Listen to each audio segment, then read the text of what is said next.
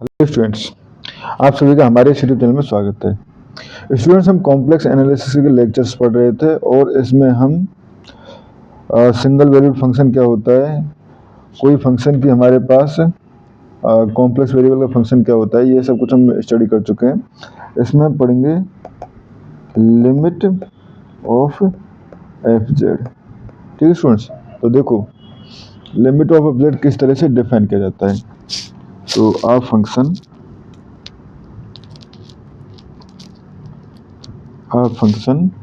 F Z tends to the limit L as Z tends to Z note, यानी कोई complex number along any path, यानी हम किसी भी पथ से मूव करें Z0 की तरफ। ठीक है, if 2 is arbitrary number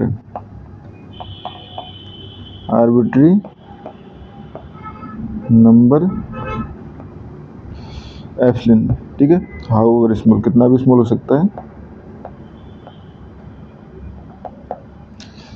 there are corresponding positive number, there is a corresponding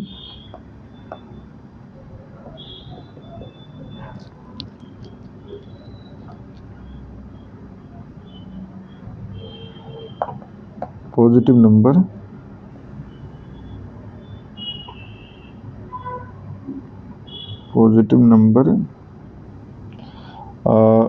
del such that अगर F X minus L less than epsilon, ठीक है, वेन एवर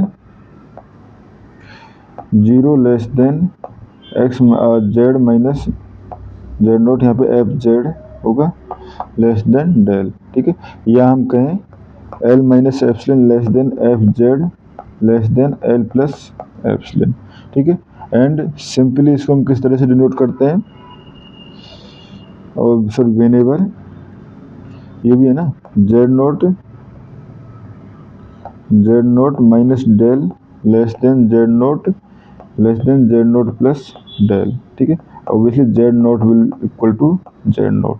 ठीक है, एंड इसको लिखते हैं limit z tends to z note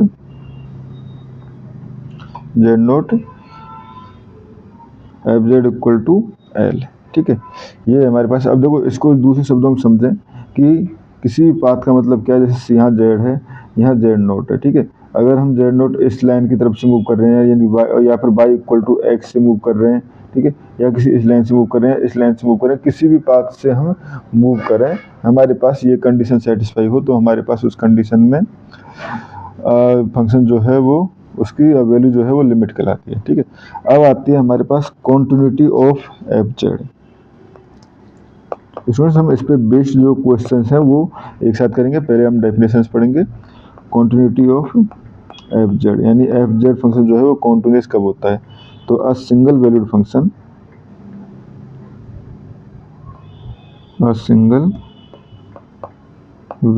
function F Z is said to be continuous at a point z equal to z naught if limit z tends to z naught f z equal to f z naught। ठीक है, अगर ये condition हो तो उस condition में हमारे पास function जो है वो कॉन्टिन्यूस कहलाता है। ठीक है, एट जेड नोट। ठीक है, अब अगर हम रीजन की बात करें, इसी रीजन में फंक्शन जो है वो कॉन्टिन्यूस है, उसके लिए a function F Z is said to be continuous in a region R of the plane of the z plane। of the z plane if it is continuous at every point. If it is continuous at every point of the region, ठीक है, point of the, अगर यहाँ reason के हर point पे function continuous है तो उस condition में हम कहते हैं उस रीजन में फंक्शन कॉन्टिन्यूस है, ठीक है। अब अगर हम बात करें डेरिवेटिव, ठीक है, तो डेरिवेटिव को किस तरह से डिफाइन कर सकते हैं, डेरिवेटिव ऑफ एफ जेड, ठीक है। तो लेट डब्ल्यू इक्वल टू एफ जेड, ठीक है, be a single valued function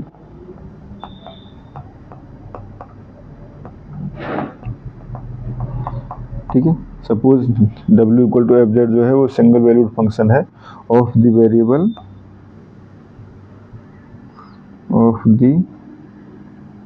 variable z, basically x plus iota y का, ठीक है। Then the derivative,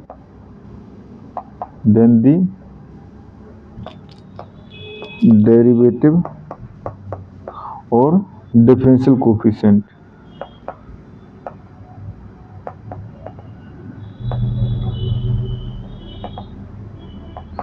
of W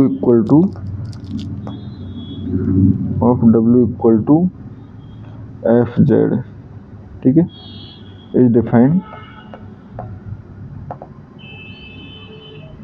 as, किस तरह से डिफाइन किया जा सकता है, D W upon D Z equal to, ये हो जाएगा हमारे पास F dash Z equal to limit del Z tends to 0, ठीक है, F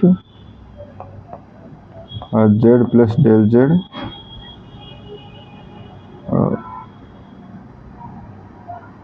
F Z plus del Z minus F Z upon del Z, ठीक है।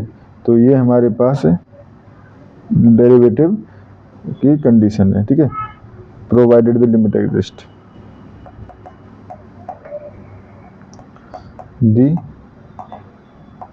लिमिट एग्जिस्ट, ठीक है, and independent of the manner in which